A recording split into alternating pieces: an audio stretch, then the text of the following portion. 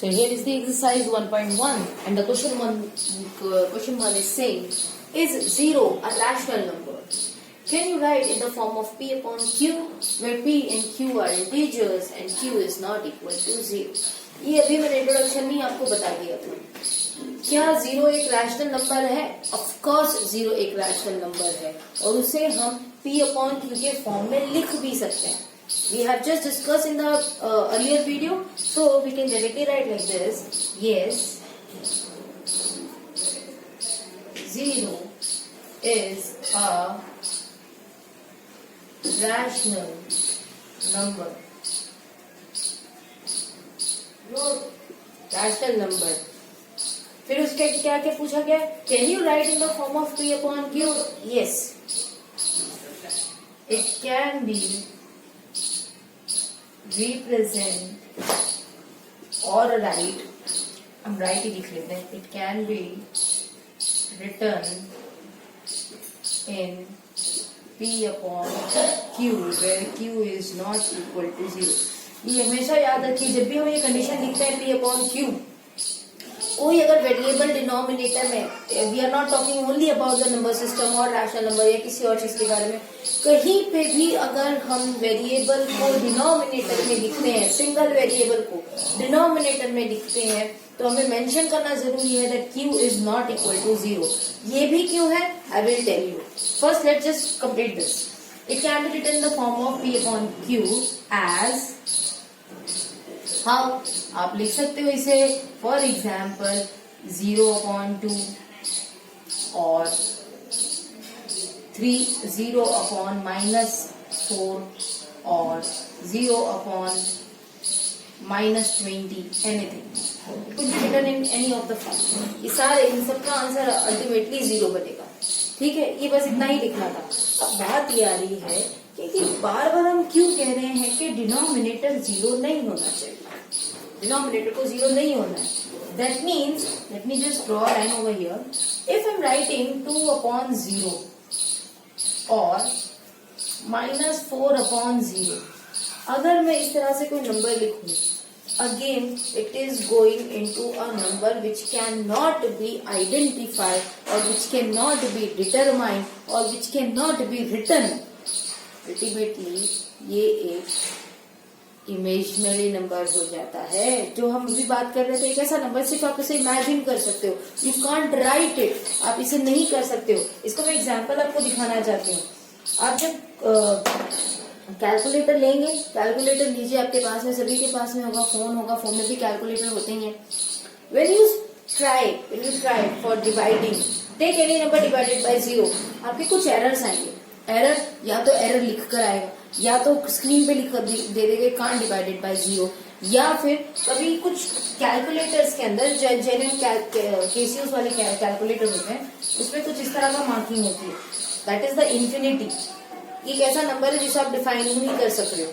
Okay, और can't भी identify, इस तरह के डिफरेंट एरर्स दिखाते हैं. दैट इज वाई, क्योंकि हम रैशनल नंबर्स की बात कर रहे हैं जो कि एक रियल नंबर है, तो जो रियल नंबर है वो इमेजिनरी तो नहीं हो सकते हैं, right.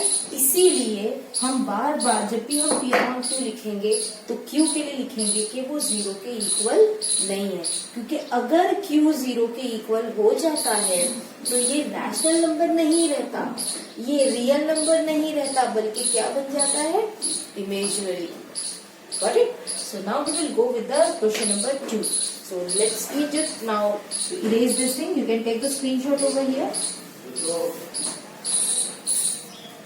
So here is question number 2.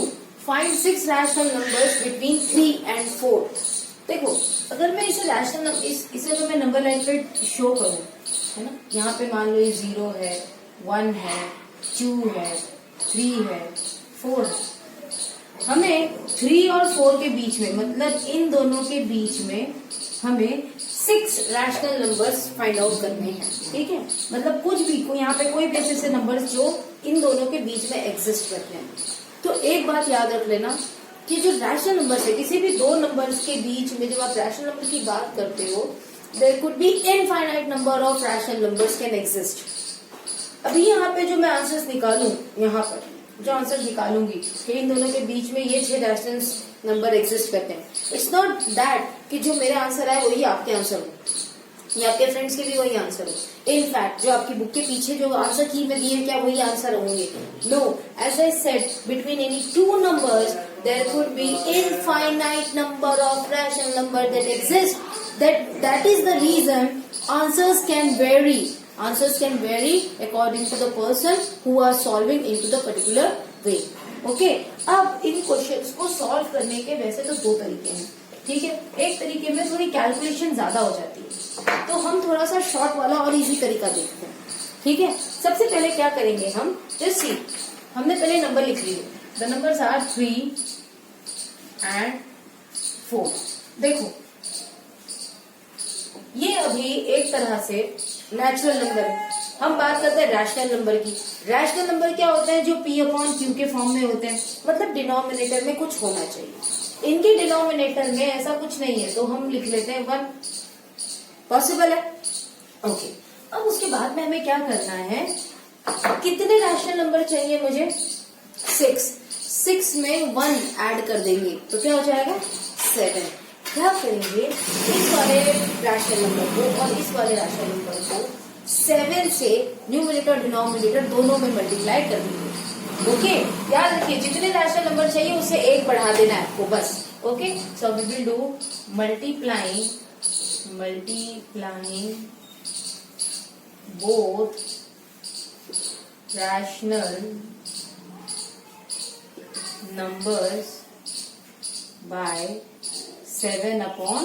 7/7 से मल्टीप्लाई कर देना है, तो यहाँ पे देखो 3/1 multiply by 7/7 and 4/1 multiply by 7/7।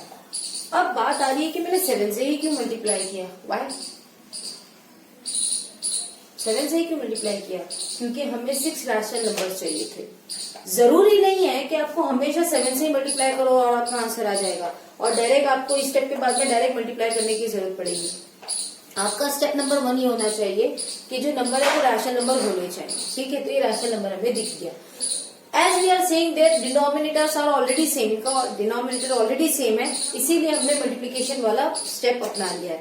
But अगर उनका डिनोमिनेटर सेम नहीं है तो हमारा सेकेंड स्टेप होता है to make the denominator equal. That means we take the LCM for the denominator, और फिर उसके बाद में हम मल्टीप्लाई वाला प्रोसेस करते हैं, ठीक है। अभी ये क्वेश्चन देख लेते हैं। Into the next question we will able to see what actually I am talking about. Alright, अब इसको मल्टीप्लाई कर लेते हैं। 3 7s will become 21 and 1 7s are 7, and over here 4 7s are 28/7। अब देखो डिनोमिनेटर दोनों के सेम है, तो अब 21 और 28 के बीच में कितने नंबर एग्जिस्ट करते हैं? 22, 23, 24, 25, 26, 27। 6 रैशनल नंबर हमें मिल गए, तो बस हम आंसर लिखेंगे। Therefore, the 6 rational numbers between 21 upon, no, we will not write 21, we will write 3 and 4 are। 3 और 4 के बीच में 6 रैशनल नंबर्स लिखने हैं, बस यहाँ से स्टार्ट करेंगे। देखो 21/7 था ना, तो हम क्या करेंगे? 22/7, 23/7, 24/7,